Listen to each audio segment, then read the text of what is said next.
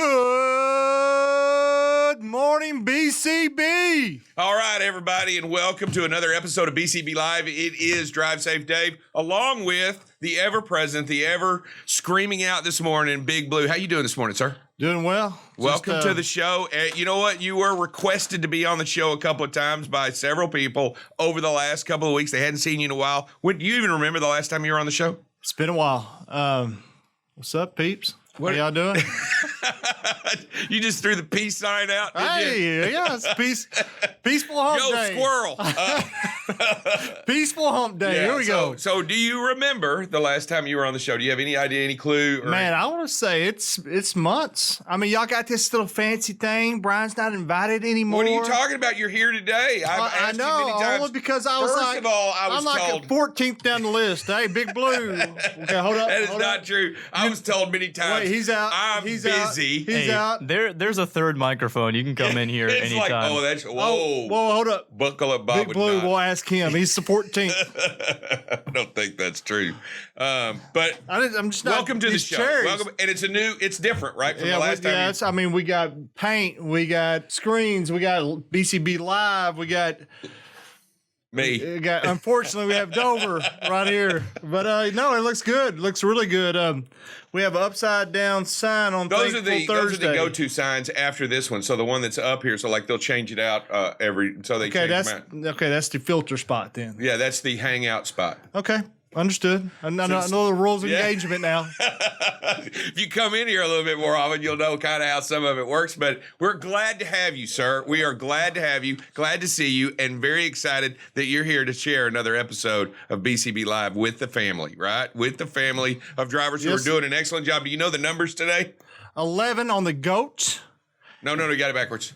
No, I do have it backwards. Yeah, you do have it backwards, but you're doing good. Okay. 11 is the correct number. 11 is on the DOT recordables, and then 26 would be on the GOAT, which is a record every day. Yeah, so it's that's great. Crushing it. Absolutely crushing it. What was our past? Was it like 21 or? I think our goal was almost at 30. We were at like 27, 28. Yeah, I could be wrong about that. We're getting close to our old record. I knew it was somewhere in the 20s. But I'll tell you what, doing a fantastic job of getting out and making sure it happens. And the numbers keep going up. And because everybody's doing what they're supposed to be doing, they speak for themselves, especially since we were going many, many weeks before we even started this process of doing 2.5, 3 times a week, bumping into something, backing into something. Hey, you know, I learned something today. What did you learn? Do you know Music Man Mike brings Sir Rick coffee every day?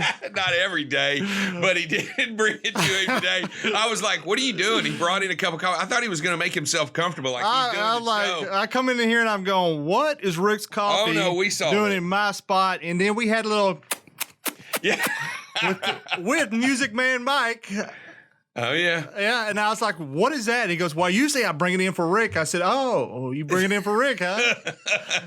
Okay, so it was a good humor for me right off the bat when I came into the studio here. And I think even Dylan, we were talking earlier about the president's button that was removed, right? Yeah, so there was actually a button, and it actually is not just a Trump thing. It's been in the Oval Office for at least 8 years because Obama had it on his desk as well.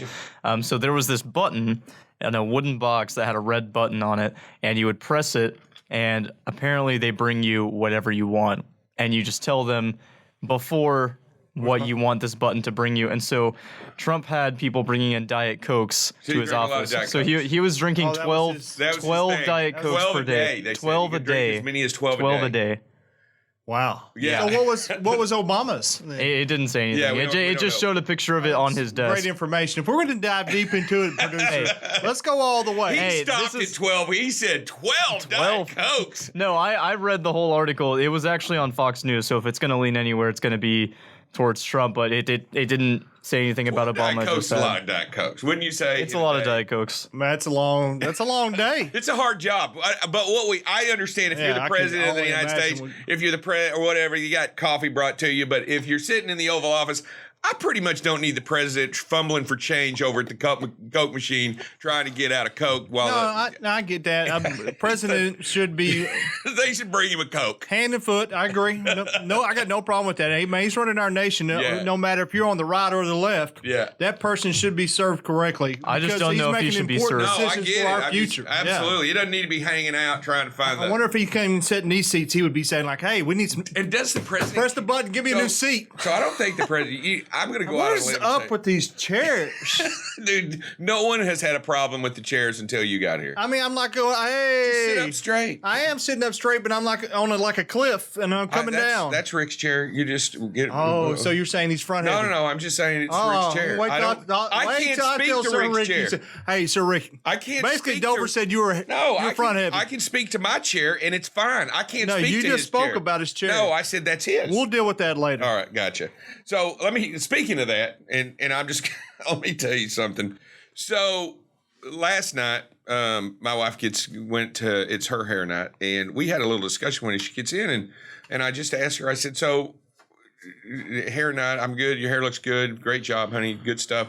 I said, "So," and it's been going on for a couple of years now. Hair night is very important around the Dovers. I'm just going to let you know that it doesn't. Oh, yeah, it means something. Yeah, you don't move hair night. You wouldn't be able to tell with the way you walk in here sometimes. You don't plan hair night. You don't jack with hair night. You don't. Hey, you know what? You're on your own for dinner at hair night. No, and you learn that as the years go by because when you're young, you're like, who cares? And a haircut. A little bit older, Cynthia tells me she's going to hair. Don't call me. Don't jack with me. You're on your own. Don't worry. Hey, that path is staying straight. I can promise you that. There's no wiggle to that path. There's no wiggle. And so we had a little dilemma when she got home yesterday. She schedules her hair. It's on a schedule, rotating schedule. For some reason, it didn't work, wasn't working. I don't know. She almost blamed me, but for some reason her rotating schedule for her and I wasn't working. It didn't work, so she didn't have her next appointment set. So something was wrong with this appointment, and they got her in and they got it done because that's her day to do it. But it's not on there for the next rotating schedule. She has her hair done. Now, does she go to a salon or a person? Yeah, that has a salon, but it'd been going to the same one for 20 years. Been going to the same person for 20 years. So where's that at? It's in Bedford. Oh, that's cool. So you got the whole evening to yourself then. Well, yeah, and it doesn't. By the way, that is not a 30-minute haircut. By the way, that is not a 20-minute. And I'm telling you guys, we're talking that men on 90 minutes. Men. Oh, and that's the short side. That's the short side. Yeah. And then she's got that 30-minute drive over there and that 30-minute drive back. Yeah, we're talking probably about a 3-hour process on the average. 100% a 3-hour process, and it's a lockdown. I mean, it is a lockdown evening. So she was genuinely upset that her scheduling was off on her hair night and wanted to figure out why and had handed me the phone to tell me, why is this doing this? So I started that lasted about 9 seconds, and then she took it back from me and said, well, if you can't get it done, I'll figure it out. I had 9 seconds with the phone. I didn't even have her password written yet. You're like a West Texas bull rider. About 8 seconds. 8 seconds, and I'm off. You're out of there. You're out of there. So that's crazy. I'm just telling you. And then... And I'm good. I get it. It's important. I understand important in priorities. But I'm just telling you, I don't know many things there's nothing that really, I can't even imagine anything that takes above precedence. Yeah, producer, you'll learn. Just listen to this part. This is real talk. I don't know much that takes precedence over hair night. I'm be honest with you. If nobody's bleeding, it's not going to go. I mean, I'm doing hair night. Does that make sense? I mean, yeah, I'm aware. You gotta give people their space to do their thing. Yeah, hair night's for real. Hair night's different.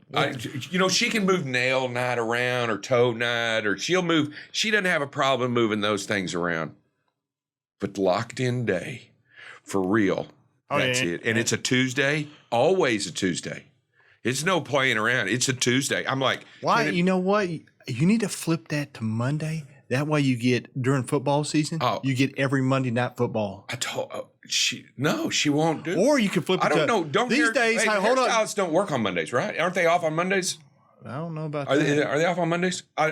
You're asking the wrong people. I would say they're open. Okay, but that's maybe her style. And maybe you could flip it to Thursday because now in the NFL. Yeah, you got Thursday night football. I mean, shoot, that's something you need to work on for next year. You know what? Some things you just don't. With the scheduler, tell her you fix it and just put it all to Thursdays. That way you're set up for next year. So, hey, we can have grill night at the Dovers on every Thursday football game. Yeah. That's what I'm thinking. Get that set up because I'm definitely. A little two-sided right here. I like it. On my own. And I got a weird call yesterday afternoon and because I didn't have Somebody dinner. said you were doing a good job? No. Yes. Oh. And that wasn't weird. But my daughter texted me about 6:30 and said, "Hey, I'm holding dinner for you." I'm like, why are you? And I texted her back and said, I did not confirm dinner. Is it in your hands? Yeah, I said, I'm not confirming dinner with you. I said, what are you talking about? Are you making dinner? She said, well, was going to till I heard from you because I knew it was Sandra's hair night. I was going to cook you dinner. I was like, well, I kind of figured over the last 10 years, I'm on my own on hair night. I haven't really confirmed with anybody before now. So we had kind of we're working through hair night again. We have new things that we have new policies in place on hair night. I know that's not a big deal. And I'm just saying there's certain things that have to be done. And what has to be done every single time is a pre-trip for your truck, right? Get out and look. That's when you back up. Well, you got to get out and look to do the pre-trip. You do have to get out and look. You do have to get out and look. And you do have to get out and make sure that you do the proper pre-trip. And that includes, Brian, I know you've pre-tripped a truck before. Yeah, probably not a good job at it. I have pre-tripped a truck before. I probably did it on once over, wasn't it? Were you the guy that jumped in the truck and took off? Hey, yeah, check that oil. God. Do you even know where the dipstick is? Sometimes I didn't. You get to a different motor on it from a Ford, and you come over to that Freightliner, that Detroit, and you're like, I don't even know where the heck that thing is at. Oh God, it's the one. So yeah, the most frequent truck I did drive was what I started with was a Ford 80 single tandem, and it was the roughest ride. I mean, I'd rather been in the ring with Chuck Liddell, Hulk Hogan. Okay, so it was horrible. Absolutely horrible. But then we moved into some Freightliners and better and newer and much more decent to drive. Absolutely. Day cabs mostly? Little old freight shakers. Yeah, little day cabs, basically. They didn't have sleepers. No, but some of the ones we drove were kind of the line haul. They would dual use them. So during the day we drive them, and then they had the tandem, not the single, but the duals, and they would use them for not long haul, but splits. Going to Houston and back, or meets going to up towards Oklahoma City and back and stuff like that. But we would drive them, somewhere. But then we also drove the city truck as well. Yeah. Okay. And what? So you do go out, you pre-trip your truck, you take a look at your truck, make sure you pop that hood, make sure you crack the hood, make sure you check that oil. Listen, the lifeblood of the engine is that oil. I don't know how important. There is nothing in that truck. There is not one thing in that truck that can be more devastating to that engine before you even get out of the parking lot than that oil. Not knowing that the oil's in there. If there's no oil in there, that truck will seize and that truck will be no good. What would be secondary to you on a pre-chip? Okay, you check the oil, bam, we're good. No hoses, nothing. What's the next thing as far as the whole truck? I'm gonna look at the tires. Yep. I'm gonna look at the tires. I'm gonna touch. I'm an old school guy. I rub my hand over the steer tire. I drag my hand across the steer tire. Other stuff. But anyways, my son the other day. Mm-hmm. So had a low tire. And Cynthia's like, hey, he's got a low tire again. I said, okay. So I didn't think nothing of it. Obviously, last conversation I had with him was like, you have a low tire, you have to get it fixed. It breaks down the tire. It heats up, yeah. Heats up, breaks down the tire, and it's not going to work like it's not going to get better. The longevity of the tire is going to go downhill. The leaks don't get better. So I had the conversation with him again. I said, hey, listen, I'm not going to tell you. This will be the last time. I said, you have a low tire. He didn't go get it fixed? He did. I said, you have a low tire, you go address it right then. Yeah. I said, the tire doesn't inflate after that. No. It kind of tends to decrease and it goes downhill. Yeah, and then you have to buy a tire, and it will be you buying the tire, not me. I'm sure he didn't like that. No, it was a short conversation. He definitely understood. That's a good conversation, and he needs to have that conversation early. All right. Can we bring Bob in? Yeah, we will in just a second. As soon as we do the phrase that pays. Do you know the phrase that pays? Well, there's too many signs coming. Oh, okay, I'll tell it. You want me to just say it? When it comes to safety, set an example. Don't be one. You want to say it? I think I can say it better than that. Okay, say it better than I. When it comes to safety, set an example. Don't be one. Wow, you know what? Oscar, right? Oscar performance right there. We'll definitely see the recording later. Definitely. Hey, Bob, how's it going, man? Hey, good morning. What's up, Bob? Good to see you today. What you got going on this morning, Bob?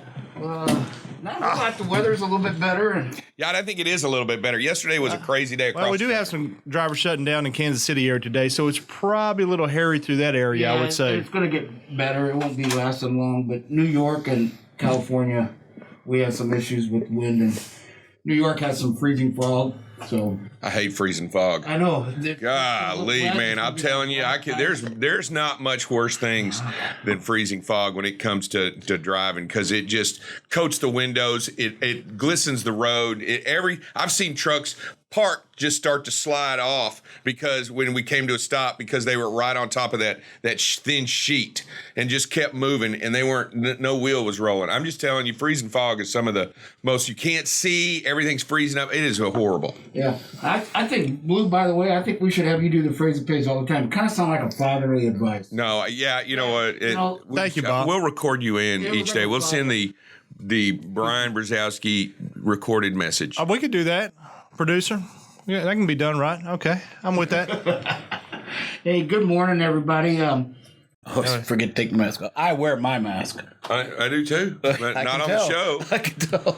Also not in the hallways. Yeah, that was a great discussion, Dry. I wanted to get in last night when he was talking about vaccinations and stuff, and I'm like, this is the guy that always never wears his mask. Okay. Well, that's a totally different deal. He's had COVID like 13 times. So, how does that number keep climbing? I've had it one time. Well, then you took 4 weeks off. 12. Well, I was exposed. No, you took 5 weeks off, Bob. No, I took no time off, but the 4 days I had a fever. You have no vacation for the next 6 years. I worked from home. No, you call that work? Yeah. It's just me and Rick docked you because you were working so less that, Whatever. Working from home. Sorry, Dave. Crazy. I don't know why I just love picking on you, buddy. I guess it's easy. But the producer over shaking his head, yeah, it's easy. Hey, we've been talking about signs. And so, this one is kind of dear to me and passionate about it, but we've talked a lot about intersections. And so when you see these stoplights and signs, no matter what, we need to be slowing down at them. We have seen so many close calls. We've seen just a week ago somebody coming from the other direction that rolled it because they ran a red light and somebody pulled out and they had to turn sharply to the right and laid the truck over. So even on stale greens, we've got to slow down. And we shared in the summer when we talked about some of the most dangerous places on the roadway, and intersections are number one. There's over 500,000 accidents a year at these intersections, and over 100,000 result in fatalities. And like I said, I'm passionate because my grandfather was killed at an intersection many years ago. And so it's just one of those things where we really have to slow down on them stale greens, especially. That's what we see a lot of when we have our hard brakes. So, all right, Bob, did I hear that right? So you're saying about 20-something% of the accidents at intersections are in fatalities? Yes. When we did the study, I broke it down because they did a 5-year study, Blue, and it said there was 2.5 million in that 5 years. So I divided that by 5, of course, and there was over 26% were fatalities, which was like 160,000. I did the math once before. So all that's telling me is when you come to an intersection, no matter green, yellow, or red, you reduce speed. Yes. Especially on red and yellow, but even on green. So I noticed myself started doing that, reducing speed going into intersections instead of, hey, the speed limit's 45. I want to continue on at that pace. You know what? It's probably best to be rolling in about 40 and then being alert. Yes, At that point, I mean, because I didn't. That's an astounding number, Dover. It really is. 25%. Yeah, you know, these are the points when these two vehicles come together at an intersection. It's always been a point to be a heightened sense of awareness in those intersections and in those points and in those traffic. And we're talking about, I mean, we've got many different types of intersections. I think we went over a bunch of different types of intersections, and we went and how they need to be reacted to. You know, you have, and it's not just that. You believe it or not, crosswalks are intersections. Yes. That's where pedestrians move across. You have other types of crossings. You have bicycle, you have vehicle, you have all of these different things that go into this idea that you need to be aware of your surroundings, and anybody in or entering an intersection actually has right of way. Anybody in or entering an intersection absolutely has a right of way. So you've got to be really careful, not just worried about right of way, but worried about what's going on around you, because like you say, Bob, doesn't matter if you're right or wrong, dead is dead. Yeah, absolutely right. It's not about fault preventability. It's about living to see another day. And you bring up a great point. We see more and more roundabouts. I do agree they do kind of help with some of the traffic flow, but they also present a big danger because, man, there's people there that don't yield, and they think you don't have to stop. They're going to yield to me, and it does create a lot of danger situations. It is dangerous. I think they did prove, though, that it reduces the fatalities dramatically, like 80%, because everybody is angled the same way on a angle, and you obviously you have to reduce speed in that area. Yeah, you have to reduce speed going around the loop. I mean, it creates. But it's not that really ideal for trucks. It's not. No. You know what? There is one. If you're coming off, I want to say 70, and you're going to the all-fleet yard. There is one right there where you exit coming off 70, and I could be saying this wrong, and I'm sure I'll be corrected by the drivers, but it's somewhere right in that area, and you have to go north off that road going to All Fleet, and it just ticks me off every time because a trucker's coming on it, and it's wide lanes too, and they're like, it's just not a good spot for a trucker. I'm not upset with the trucker because it's a truck route. He's fine. But dang, man, that's hard for a truck to enter in and out of a roundabout. And it's a spacious one too. And I still don't like it.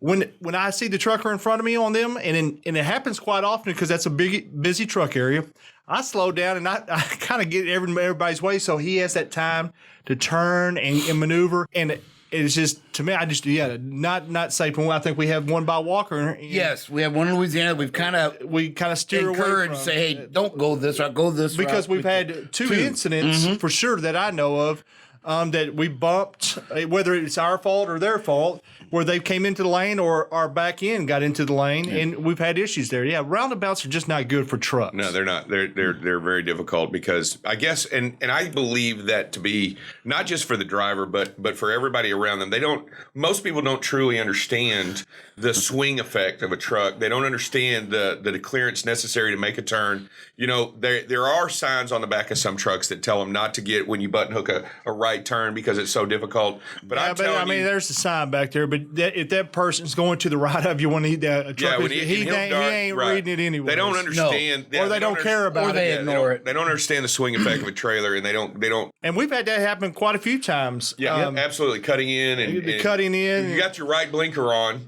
and they still jump in there even when you're trying to button hook that. Come on, producer, we're ready. Curtis Benedict, what do you have for us? Hey, I just want to sort of change the subject from the videos. The last 2 days been running in snow back and forth between Flagstaff and Oklahoma, and it is absolutely amazing the truck drivers and cars that are driving through the snow, heavy snow at times, and they don't turn their headlights on. I mean, we all do it. We all see the spray that gets on our mirrors and our side windows, the salt buildup. It's almost impossible to look through that passenger mirror and see somebody, let alone try to see somebody that doesn't have their headlights on. And I want to say that I haven't seen any of our drivers do it yet, but if you are one of our drivers and you don't turn on your headlights, do us all a favor and please turn on your headlights. It's just one little step to keep from somebody taking your hood off because they can't gentlemen, have a great day. I'm going to go out here and play in the snow a little bit and get this load delivered. Be careful out there touching that snow, okay? Yes, sir. All right. Hey, and I think Justin Hayes, you made yourself green as well. Yeah, I was going to say what Gerald was saying about tires. So you got to give a big kudos to the maintenance department here, to Dave. Compared to a year ago, it is way, way better. Y'all know me and Jeanette were ones to call on the radio show and be like, come on, drivers, pull your, together. We were tired of changing tires. It seemed like every week we had 5 or 6 trailers. But the maintenance department, Ben, DJ, Kenny, Dave, y'all are just night and day compared to what it used to be. So, keep your head up and it'll all get better. I mean, it's getting way better. So, but kudos to you guys. All right, thanks, Justin. I appreciate that. Miss Patricia, you made yourself green? Yes, good morning, everybody. I told Brian this morning, I'm a local driver, and me and Cord and other guys, we are picking up loads that don't have the load papers. The guys are not leaving them. We have to call in and try to get a copy of the transcript the transflow. If they do it, some of the guys don't do it. So that's causing us to be delay on our loads or not be able to deliver them. We also pick up a lot of trailers that have brake lights out on them, have the license plate light out on them. The other day, when delivered a load to Camel's Soup, the back brakes did not work on that trailer at all. I couldn't even slide my tandems. And I said, these are guys who are dropping these trailers, and they can't say, oh, I didn't know it didn't work, it wasn't working. If you're doing your pre-trip or post-trip when you drop that trailer, you know that light is out. Call somebody, B&M or somebody, let them know so they can send somebody out so we don't have to worry about doing it. Well, I appreciate that, Patricia. Not only you don't need to worry about doing it, we need to have it fixed for you to deliver it. That way we're in compliance when we're rolling down the road. So absolutely. And I did have that written down, Patricia. You just beat me to the punch. I got it right here. Paperwork left on the trailer.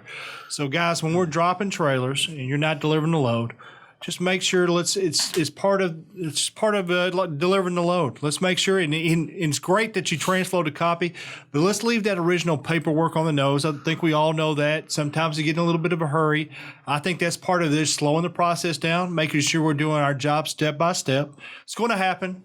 Try not to do it because it impedes the end freight that's going to the customer, and that's who, that's what we have to do. We are a service provider. We provide services to the customer. So that's what we have to do. That's the only thing that we provide to them, a service to deliver freight. So we have to do that to the best, safest, and to the best to our ability. And we have to do that at a high percentage. And we have the drivers and we have the equipment and we're fixing the equipment to get that done. So let's continue at that pace. Mr. Producer, come on. Luander, what do you have for us this morning? Morning. Good morning. Can you guys hear me? Yes, ma'am. Yes, ma'am. I would like to say that I promised Bob I'll start back getting on the radio. So I've been doing that. You guys look great. And the driver that went to the lane, he did what he needed to do. He did the best he could do. First of all, he slowed down. So that was a good thing. Yeah. That's all I have for today. Hey, I'm just running local. Thanks for being on, Luander. Yes. Y'all keep up the good work. Thank you very You as well, ma'am. And Have a great day. You be safe. Have a good day as well, ma'am. All righty. Bye-bye. All right, Eric Soudon, what do you have for us? Now this is a snow driver right here. He's done a lot of snow driving. Come on, Eric. Hey, actually, I have done an awful lot of snow driving, being from the Pacific Northwest and driving the mountain passes. I've got plenty of experience out there in that stuff. That being said, I would like to be able to touch briefly on something that Patricia had said in regards to the paperwork on a lot of these trailers. And it's something that I have noticed an awful lot with some of the loads, actually every load that I've picked up and or had a split with when it comes to the Alcon loads that are coming from across the border. And the shippers and the third-party movers who are moving the trailers from Mexico into the United States, they are not creating bills of lading for those trailers and for those loads. The only thing that is in them and attached with them are the documents of importation and the commerce bills that are along with them. If you do not create a bill of lading to accompany that paperwork is illegal, and you cannot use it as a bill of lading. It is quite odd. I spent many, many years working with United Van Lines in a warehousing position where I was dealing an awful lot with loads that were coming from Taiwan, Malaysia, Hungary, and Czechoslovakia. And a lot of the times there was only the import documentation, and the truck drivers were giving us these bills and asking us to sign them. And legally, technically, you can't do that. You have got to have a bill of lading made out. So I'm asking everybody who is doing a Alcon shipment that is coming from Mexico, that if there is not a bill of lading with them, you must complete a bill of lading and attach it with that paperwork. You have to have that. Hey, Eric, on that real quick. So, and I'm going to see if I can work on getting that addressed. And we're going to have to do that from a different angle too, I believe. Not only from the driver as well, just to help the process. But is that only Laredo? Because we pick up loads out of El Paso that also cross from Juarez into El Paso. So is that just Laredo that we're having the issue, or is it Laredo and El Paso? I have noticed that it is both Laredo and El Paso. But here's the caveat to that. It doesn't matter where it comes out of. If it crosses the border and there is a customs documentation with it and an invoice, that is strictly and solely only import documentation. There are no bills of lading with any of that stuff. So the driver must complete a bill of lading. And you can get a packet of 6 of the bills of lading from any truck stop. You know, the J.J. Keller, they're very generic and they're very simple, but that will fulfill that need. I will tell you, hey, thanks, Eric. And I will tell you that most flatbedders have in their past, because you pick up at construction sites and you pick up materials at where there's not a lot of people shipping with bills or hard pipe or what have you. But really, a bill of lading is a simple document. It's not a complicated document. Don't think that it is if you're required to fill one out. So what is it required to have on a bill of lading to be kosher, to be good? Okay, what it has to have on it, it has to have the shipper, has to have the receiver, it has to have the product. It can be freight of all kinds, but it has to have a description of the product. It also has to have a date on it, and it also has to have a number, a bill of lading number. It has to have those few things on there. No weight? No, you don't have. You're not required to have weight. Okay. You're not. That's just But you are required to have those few things on the bill of lading. And a lot of people, if you have to, use the load number that's assigned to it. You can use that as the bill of lading number. But what has to be on the bill of lading is that number. So here we go. We're going to recap that. So the from has to be on there. Correct. Some kind of description of the freight. That's correct. Pretty general knowledge is FAK for freight of all kinds. And then we have to have a bill of lading number. Now, use your dispatch number is what I would use. Your load number. Or you can put 1, 2, and 3. I will tell you. But if you already put that number on there, when you transflow it, it's a good reminder, hey, that number associates with that bill of lading too. But, Eric, I am going to check into that for you. I'm thinking that's something we just need to look into. I don't know if I can directly do anything about it because it's coming from Mexico, but I'm just wondering if Alcon can help us out with a bill of lading on that, or if it's something internally we can do to have that ready for you when you arrive to pick up in El Paso or Laredo. Because something that we might be able to send to the docks where you pick up, not necessarily coming from Mexico, but maybe we can send something to Laredo to say, hey, this is before they depart, they have to come pick up the paperwork. And in El Paso too, when you pick up from Crossroads, or in Laredo, if you pick up from Tangier, I believe, that way they have the docs and they don't release the trailer until you have the bill of lading in your hand from them. Maybe that's something we can do. That's a maybe. I don't know if we can or can't, but it could be a solution. Thank you for the call. Yeah, and I like the load number because we tell them in orientation, if you can't find it or there's a bunch of numbers you're not sure, what you have to do is if the DOT pulls you over and checks your logs, they look at that form and manner, that number in there on your load has to match what's on the paperwork.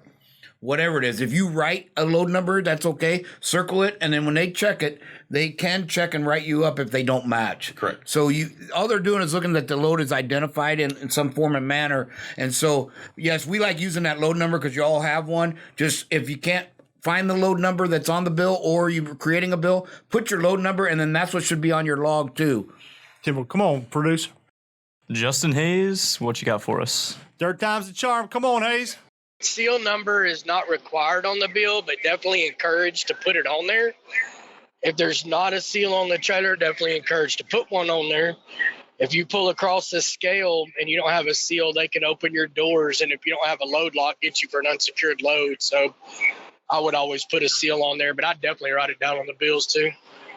Good point. Like that. Thank you, Justin.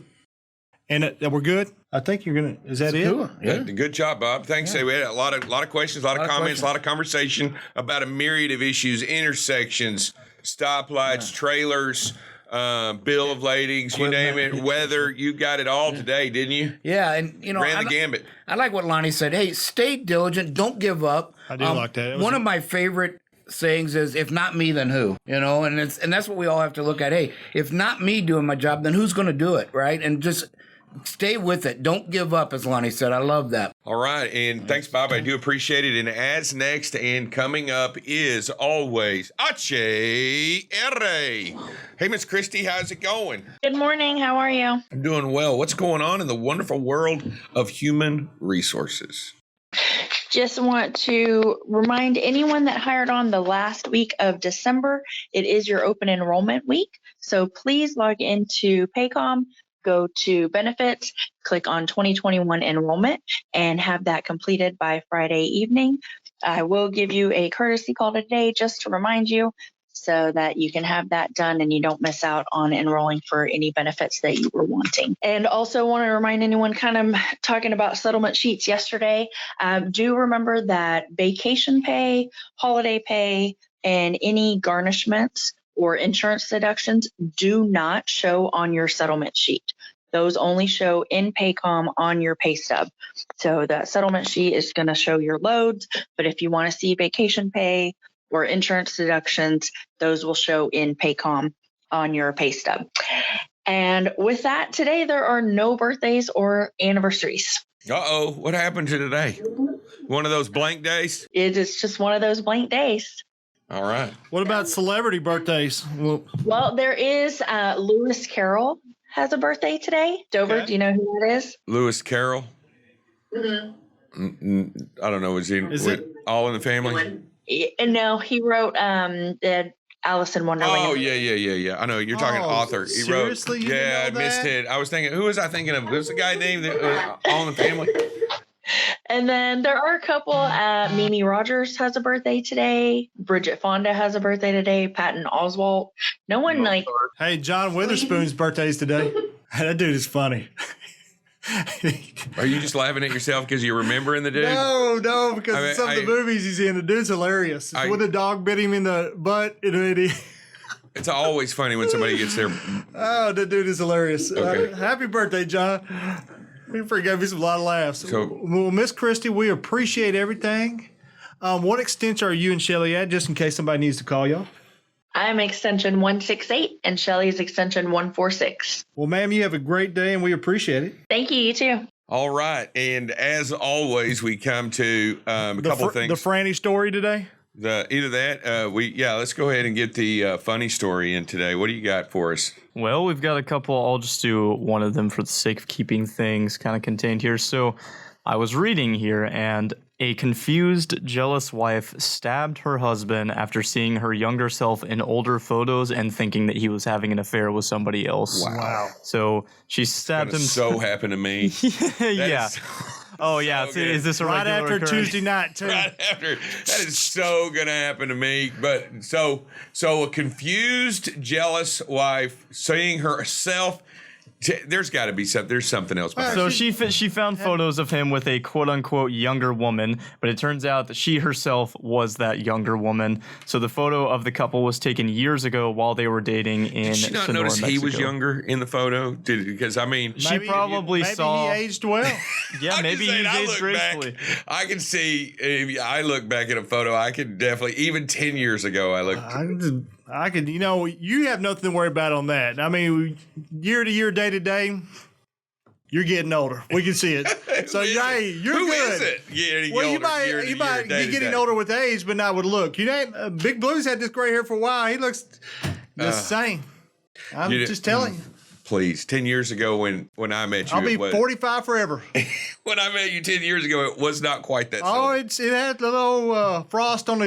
It had, but it wasn't like it is today. Yeah, it just I dipped it. I you dipped in that snow-capped mountain today, I'm big dog. New Mexico today, bro. You're New Mexico today.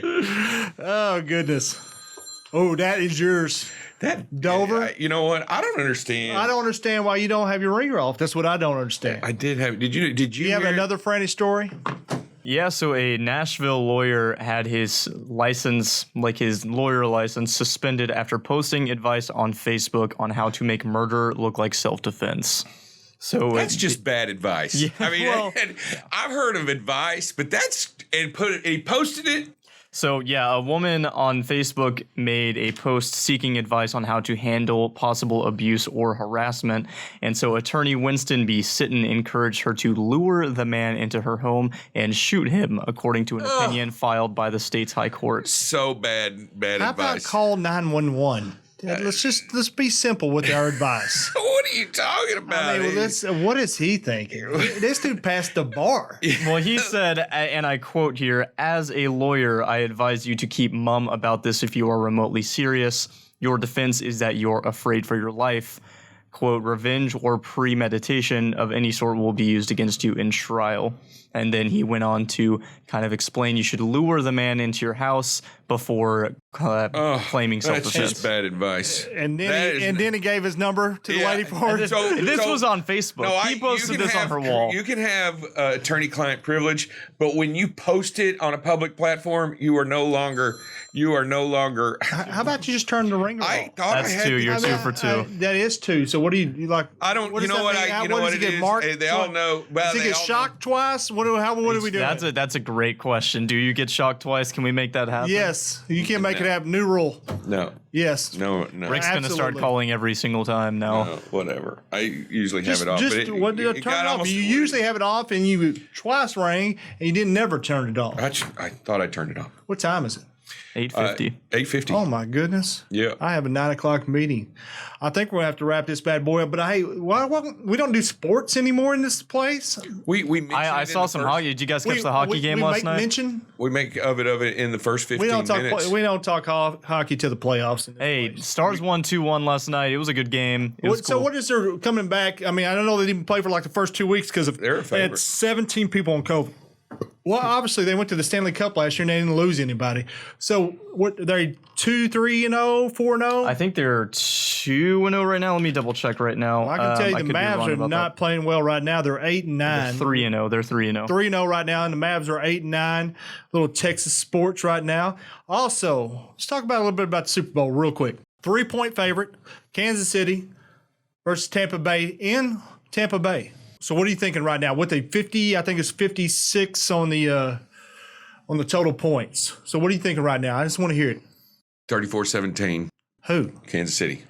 So you're okay. So you're saying they're not going to hit the over. I think it's 56.5. Yeah, I don't think they're going to hit the over. I think So it's you're going to be a take the slow under first in half. Kansas City. Yeah. Producer. I don't watch enough football to make an accurate judgment. I think the Chiefs are going to win it just because I like Patrick Mahomes. Okay. That's that. So, 10-4. You don't got a score for me? nah, not particularly. I'm just hoping that Brady falls from grace finally.